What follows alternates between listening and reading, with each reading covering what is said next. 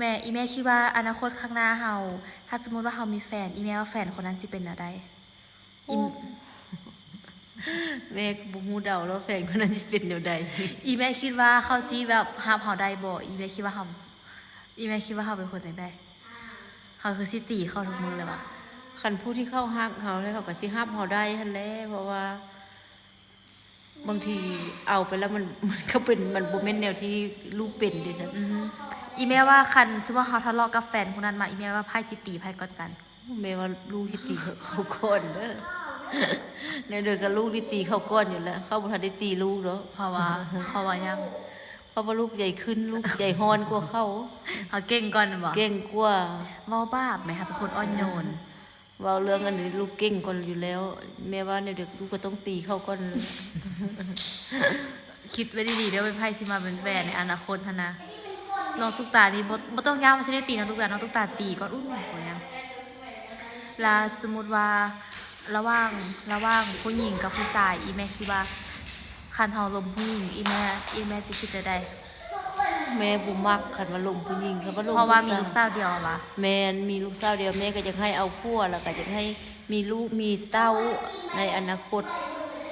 ลูกสาวเดียวเขาสิไปเอาผู้หญิงก็ฮู้ว่ามันก็บ่ได้ผิดอันใดดอกแต่ว่าในความคิดแม่ก็อยากให้เอาผู้ชายแต่ถ้าผู้ชายบ่ดีเด้อซั่นก็ดีแนวนึงบ่ดีแนวนึงว่าซั่นแหละผู้คนเฮามันก็บ่ฮู้เนาะคือตอนเขาอยากได้เขาก็ดีหั่นแหละโดนไปบางทีมันก็เข้ากันได้ก็มีเฮาก็บ่ฮู้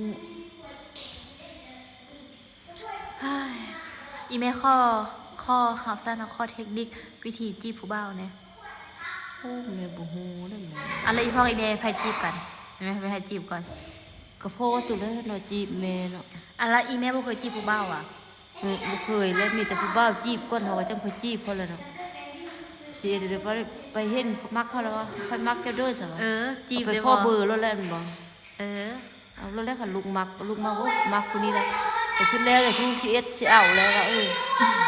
เดี๋ยวสิได้เป็นแฟนเขาก็เอาแล้วแหละเทคนิควิธีจีบผู้บ่าวมักเขาแล้วขอเบอร์เลยขอเบอร์หน่อยครับขอเบอร์หน่อยค่ะชอบพี่ค่ะ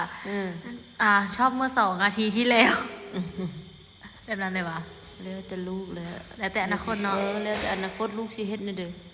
มันเว้าบ่ได้โอเคจะแล้วแต่อนาคตเนาะกระซ้ำนี่แหละมียังไล่ดอกมาท่ามซื้อเดี๋ยวไปนวดนะให้แม่ก่อนนวดค่ะพากันไปนาเส้นทางลำบากอันค่าเนาเมื่อเธอกันอะแม่ลดลมค่าเนาเส้นทางไปนาลำบากแม่ควรจะลดลมหน่อย